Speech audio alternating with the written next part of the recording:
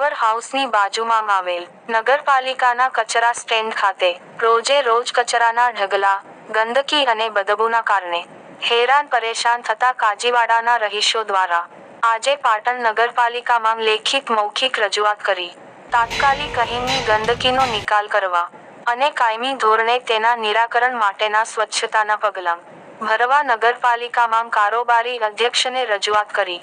જો આ સમસ્યાનો કાયમી ધોરણે નિકાલ કરવામાં નહીં આવે તો ના છૂટકે આસપાસના રહીશોએ નગરપાલિકા કેમ્પસ ખાતે ગાંધી ચિંધ્યા માર્ગે આંદોલન કરવાની ફરજ પડશે એવી ચીમકી અપાઈ હતી. ભુરાભાઈ સૈયદ, ભરત ભાટિયા સહિત મુસ્લિમ આગેવાનો, મહિલાઓ, મોટી સંખ્યા લોકો જોડાયા હતા. રિપોર્ટર જયેશ મકવાણા, પાટણ.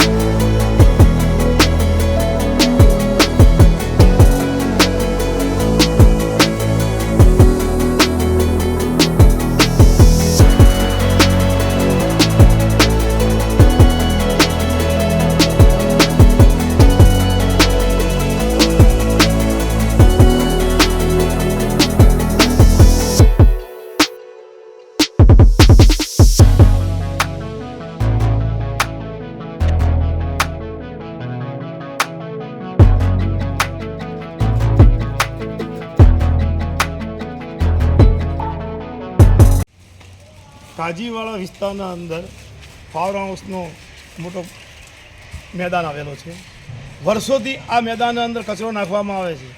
વારંવાર રજૂઆતો કરવા છતાં કોઈ પણ વ્યક્તિ આ વસ્તુને ધ્યાન આપતી નથી. નગરપાલિકા તો બિલકુલ આ વસ્તુમાં ધ્યાન આપતી નથી. ત્યારે કાલ રાત્રે આ કચરાના અંદર કોઈ એવી વસ્તુઓ નાખી ગયો હતો કે જેનું કોઈ કહેવા જેવું નથી અને અમારા મહેલાના રહીશો આખી રાત હેરાન પરેશાન થયા છે. ત્યારે નગરપાલિકા વિકાસની વાતો કરતી હોય અને આ કચરાનો કોઈ નિકાલ ના કરતી હોય તે ખરેખર એક શરમજનક વાત કહેવાય.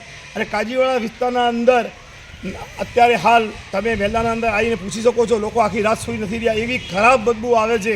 અને એક અમારી મોટી ગંદા મસ્જિદ આવેલી છે, અહીં પદમનાથ ભગવાનનું મંદિર આવેલું છે, અહીં 2-3 નિશાળો આવેલી છે.